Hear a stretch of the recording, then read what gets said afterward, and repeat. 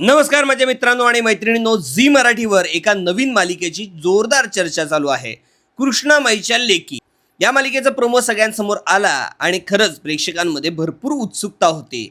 निवेदिता सराफ या प्रमुख भूमिकेमध्ये या मालिकेमध्ये दिसणार आहेत. या मालिकेत कृष्णामाईंच्या लेकींच्या भूमिकेमध्ये नारायणी वरणे, ट्विंकल यादव आणि एकता लबदे आहेत. ही माहिती समोर आलेली आहे. तर या 3 तरुण अभिनेत्रींची एंट्री मालिकांमध्ये होणार आहे, त्यामुळं सोशल मीडियावर जोरदार चर्चा चालू आहे. एकता लबदे हिने विठू माऊली, संत ज्ञानेश्वर माऊली यांसारख्या मालिकांमध्ये प्रमुख भूमिका साकार केली आहे.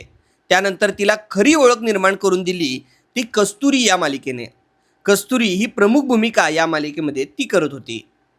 अभिनेत्री नारायणी वरणे हिने मराठी मालिकांमधून स्वतःची ओळख निर्माण केली आहे. डॉक्टर बाबासाहेब आंबेडकर या मालिकेमध्ये ती झळकली होती. या मालिकेत तिची विशेष प्रमुख भूमिका होती. या मालिकेतील तिच्या भूमिकेचं प्रेक्षकांनी खूप कौतुक केलं. त्यानंतर नारायणी आई बाबा रिटायर्ड होत आहेत या मालिकेमध्ये सुद्धा काम केलं आहे.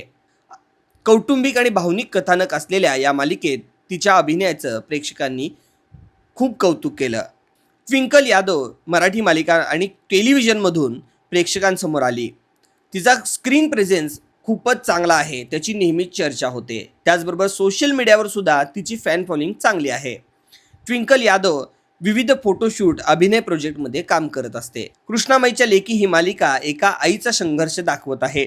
आपल्या मुलींची क्षमता स्वावलंबी बनवण्यासाठी आई झटत आहे आणि संघर्ष करत आहे.